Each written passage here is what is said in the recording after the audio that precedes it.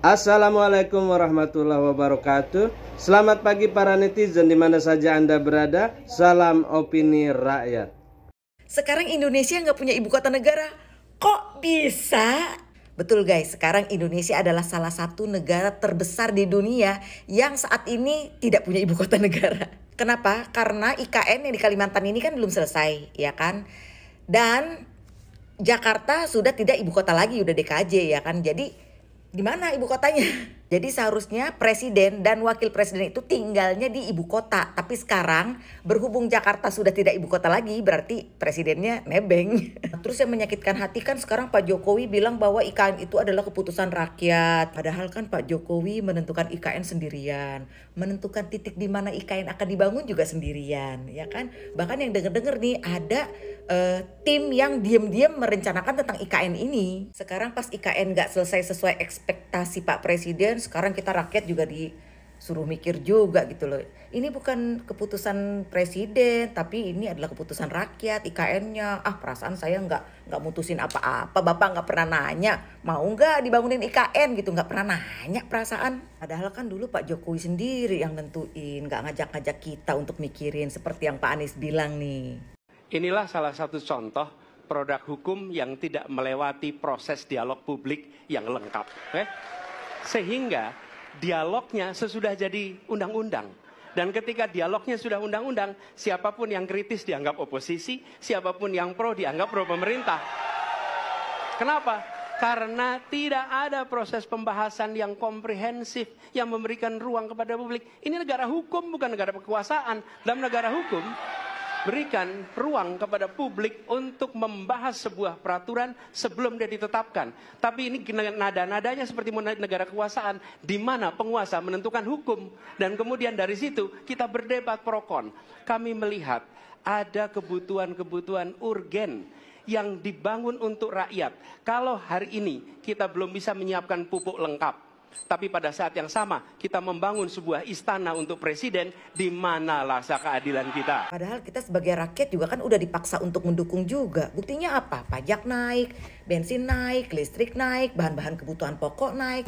Karena si pajak ini naik gitu loh ya kan. Sebenarnya kita rakyat juga udah dipaksa untuk ngikut partisipasi juga. Pas akhirnya jadi kayak mau mangkrak-mangkrak gitu, kita juga jadi disuruh mikirin. Ogah saya mah. Jadi Pak, mendingan Bapak umumin aja, kita juga rakyat Indonesia mudah untuk memaafkan gitu. Bapak kasih tahu aja, jadi guys IKN ini untuk sementara di cancel dulu gitu, kayaknya lebih enak gitu ya. Ya jadi banyak gitu pertanyaan-pertanyaan sebenarnya di saya ya. Kayak undang-undang IKN ini kok bisa gitu loh, cepet diundangkan gitu loh, disahkan oleh MPR gitu. Terus ingat kan keputusan 60 kemarin yang disahkan oleh MK yang menurunkan threshold dari 20% menjadi 7,5% ya kan.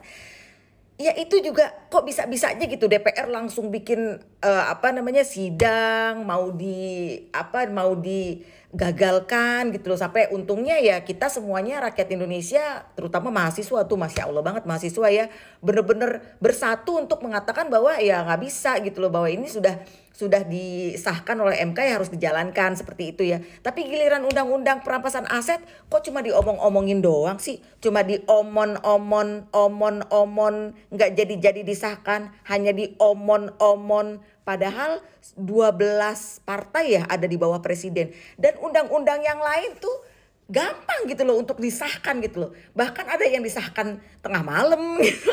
Tapi giliran undang-undang perampasan aset cuma omon-omon aja, gimana nih?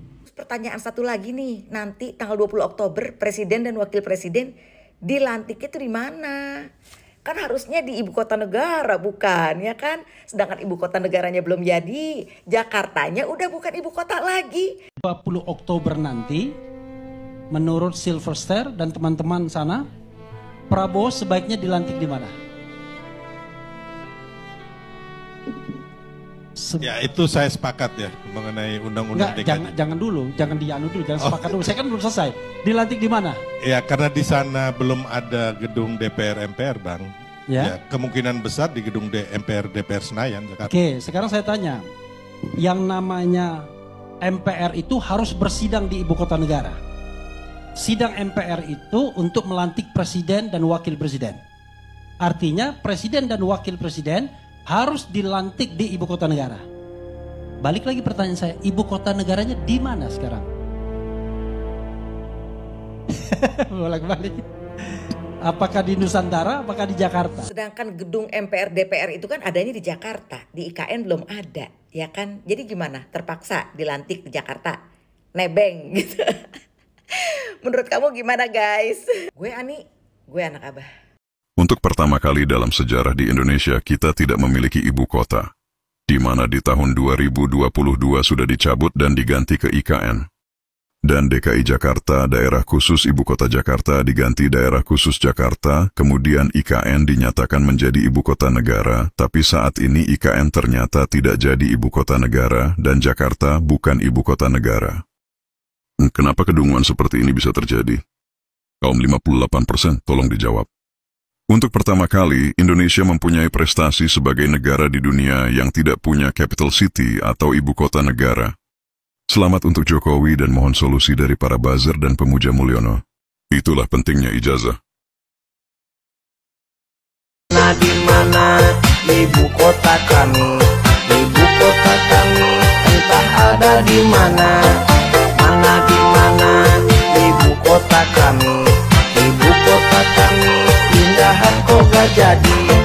Bapak Mulyono hei hei, Bapak Mulyono hei hei, Bapak Mulyono dia biang keroknya. Bapak Mulyono hei hei, Bapak Mulyono hei hei, Bapak Mulyono harus bertanggung jawab.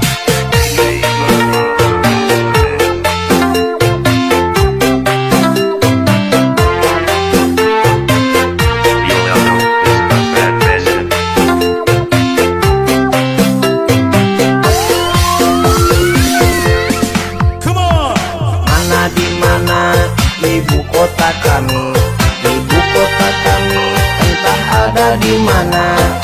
Mana di mana ibu kota kami? Ibu kota kami pindahan kok gak jadi. Bapak Mulyono hei hei, Bapak Mulyono hei hei, Bapak Mulyono dia biang keroknya. Bapak Mulyono hei hei, Bapak Mulyono hei hei, Bapak Mulyono harus bertanggung jawab. Mulyono mengatakan bahwa IKN bukanlah proyek atau kemauan presiden sendiri, tetapi IKN adalah kemauan dan keputusan seluruh rakyat Indonesia. Ini bukan keputusan presiden saja. Ketika mendengar kalimat itu rasanya saya mau lempar kotoran ke yang punya congor tersebut. Tapi sebenarnya mulut dia memang sudah kotor. Jadi apapun kata-kata yang keluar dari moncongnya, tetaplah itu sebuah kebusukan. Tetapi juga keputusan seluruh rakyat Indonesia. Itulah penyakit kejiwaan yang sedang menjalar di pikiran Mulyono. Jika sebuah proyek itu berhasil, maka dia akan mengklaim itu sebagai prestasinya. Tapi jika tercium akan gagal dan mangkrak, maka dia tidak mau disalahkan, tapi orang lainlah yang disalahkan. Dengan ini saya mohon izin untuk memindahkan ibu kota negara kita. Yang selalu membuat pikiran orang waras menjadi bingung adalah dia selalu menutupi kelemahan dan ketidakmampuan dirinya dengan membagi jabatan untuk para penjilat yang berada di sekelilingnya. Jurus utamanya adalah bagi-bagi bansos agar dirinya tercitra seperti orang baik melalui narasi kebaikan.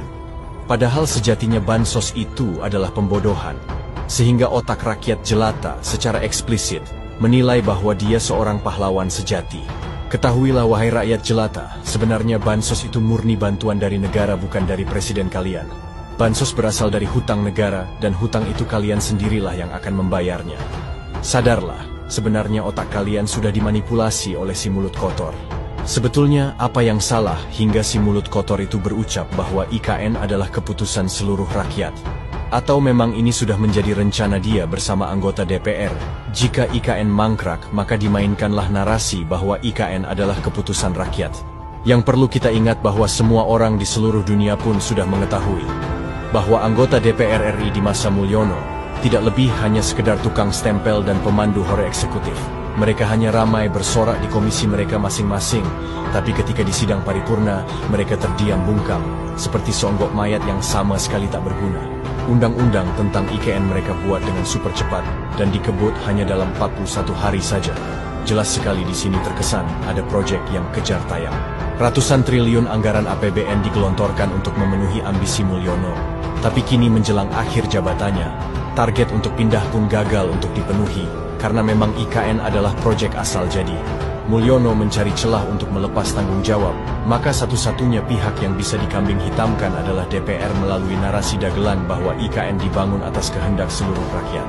IKN adalah bukti nyata bahwa Mulyono bukan bekerja untuk rakyat. Dia bekerja hanya untuk kepentingan kelompok oligarki. Di tengah lemahnya ekonomi dan kesusahan rakyat, Mulyono malah sibuk membangun istana. Begitulah karakter aslinya si Mulyono. Bau-baunya kolonial selalu saya rasakan setiap hari, dibayang-bayangi, dan sudah kita tempati 79 tahun.